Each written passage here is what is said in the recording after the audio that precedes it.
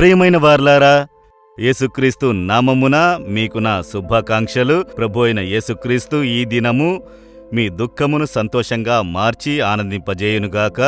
దేవుడు సిద్ధంగా ఉన్నారు మీకు అద్భుతం చేయుటకు. మీరు ఏదో ఒక కార్యమును అనుకొని కొన్ని రోజులుగా కలతతో ఉన్నారు కదా. ఇది ఏమవుతుందో ఎలా అవుతుందోనని ప్రార్థిస్తున్నారు కదా. కొందరు ప్రార్థనలో సోలిపోయి ఉన్నారు. ప్రార్థన చేసి ఏం ప్రయోజనం జరగనట్టున్నదని ప్రతిదినం ప్రార్థించుచున్నాము. అది ఈ బ్రదర్ కూడా చేరి ప్రార్థిస్తున్నాము.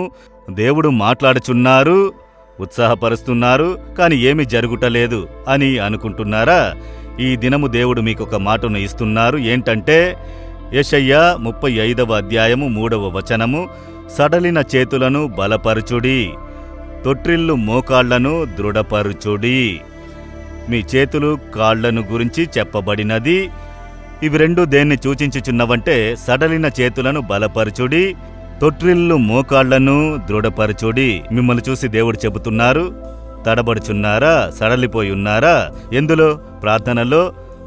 అదేమనగా పురుషులు తమ పవిత్రమైన చేతులను ఎత్తి ప్రార్థించుడి అని వ్రాయబడియున్నది.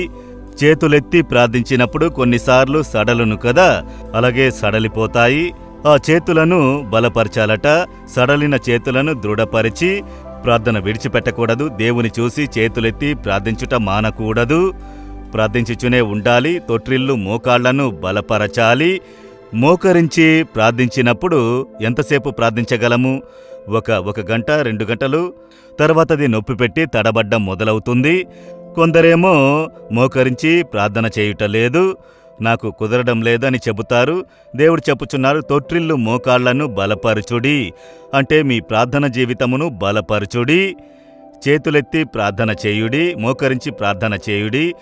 యేసు మోకరించి ప్రార్థించినారు, దేవుడు శిష్యులకు నేర్పించారు. పేతురు మోకరించి ప్రార్థించారు, పౌలు మోకరించి ప్రార్థించారు. ఇవన్నీ వేదములో మనము చదువుతున్నాము. కనుక మోకరించి చేతులెత్తి ప్రార్థించుట, ఇది ప్రార్థన గురించి దేవుడు చెప్పిన కార్యము. కుమార్తె, ప్రార్థనలో నీవు సోలిపోయావా? ప్రార్థనలో సోలిపోయావు, సడలిపోయావు. నీవు ఎలా ప్రార్థన చేయగలవు? మోకాళ్ల మీద నిలబడి చేతులు పైకెత్తి ప్రార్థించదవు కదా. ఇప్పుడు ప్రార్థనలో సడలిపోయావు కదా. మళ్ళీ నిన్ను బలపరుచుకో, ప్రార్థనలో నిన్ను దృఢపరుచుకో. మోకాళ్ల ప్రార్థన విడిచిపెట్టకు, చేతులెత్తి ప్రార్థించుట విడిచిపెట్టకు అని దేవుడు చెప్పుచున్నారు. ఎందుకో తెలుసా? నీవు ప్రార్థిస్తేనే దేవుడు అద్భుతం చెయ్యగలరు.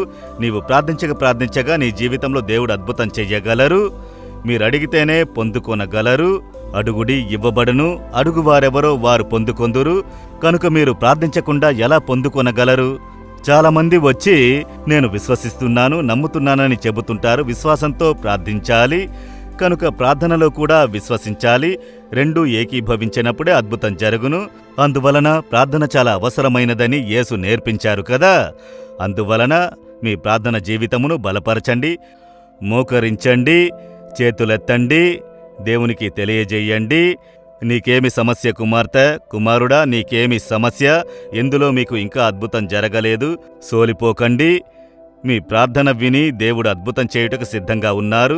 మళ్ళీ మీ మోకాళ్లను బలపరచండి, చేతులను సడలినట్లు చెయ్యకండి అని దేవుడు మీకు చెబుతున్నారు. కొన్నిసార్లు అలాంటి సడలింపులు కలుగును.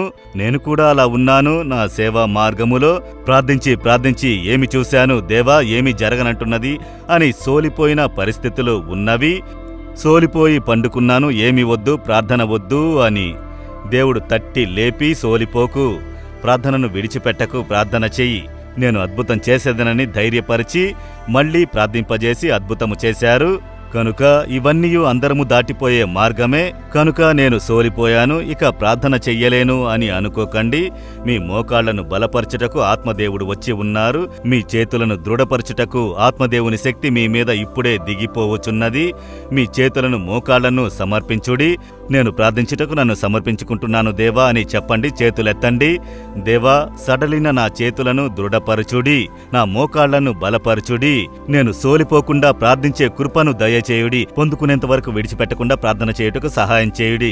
ఈ కుమారుని నీరసములన్నీ, ఈ కుమార్తె నీరసములన్నీ మారును గాక. యేసుక్రీస్తు నామములో ప్రార్థిస్తున్నాము. Amen, amen. Jesus redeems Telugu YouTube ఛానల్ను సబ్స్క్రైబ్ చేయండి.